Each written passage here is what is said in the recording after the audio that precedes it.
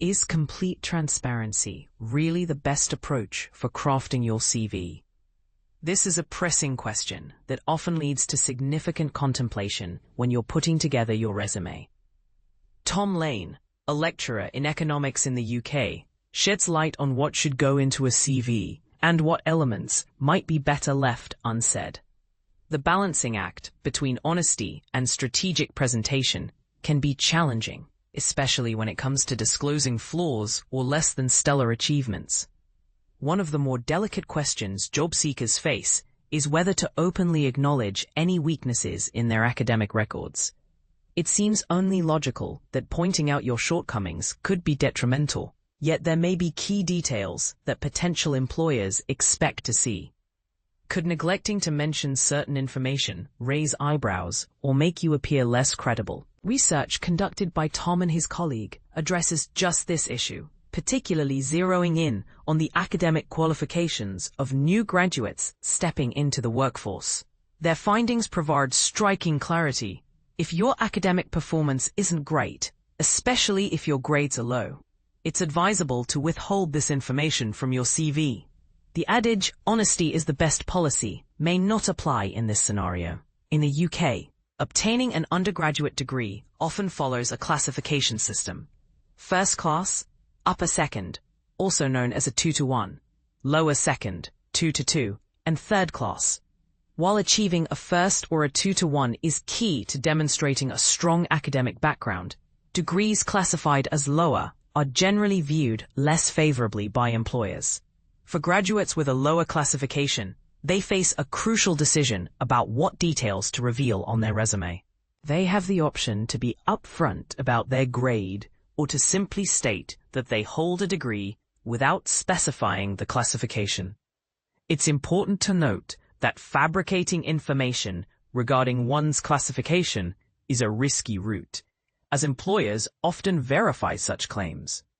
Interestingly, traditional economic theories might suggest that being transparent would be more beneficial.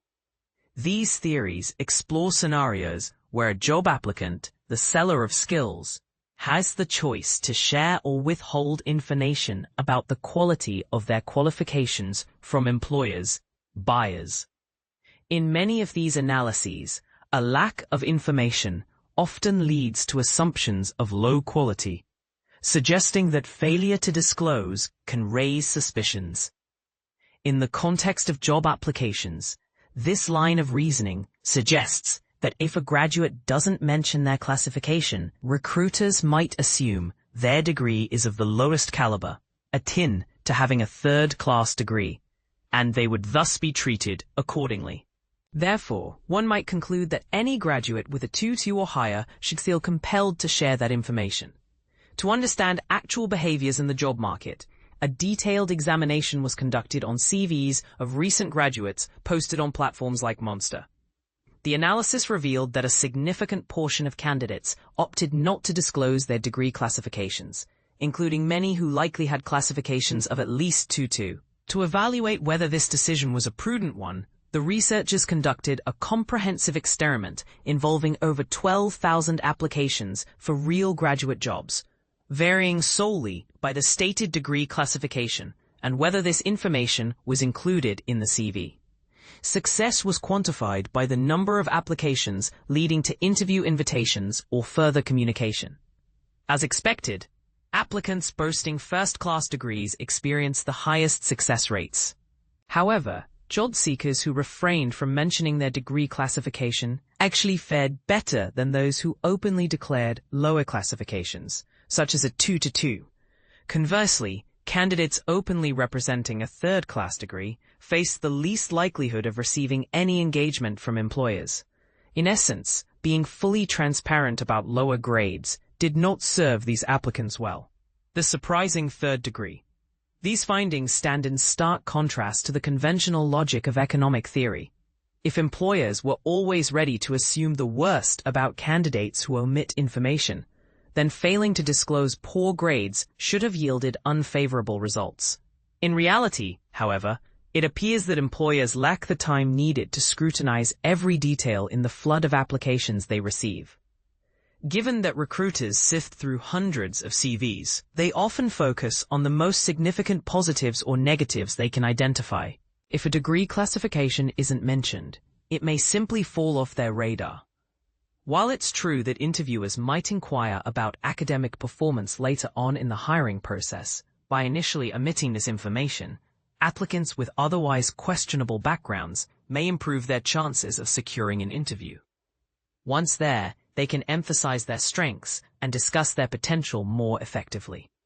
The practical takeaway from our study is clear. If you possess robust academic achievements, be proud to showcase them. However, if your academic track record is less impressive, you are in no way obligated to advertise this information. Omitting weak grades might not guarantee you a job, but it could enhance your opportunities. The job market for graduates remains notably competitive. Nevertheless, our research shows that disappointing grades do not have to dictate the future of an applicant, provided they make strategic decisions regarding their self-presentation. Understanding when to omit information might just create a level playing field for individuals whose academic history doesn't accurately reflect their abilities and potential. So, for graduates who find themselves in the position of having received a third-class degree, there is no need to panic, or to mention it on your CV either.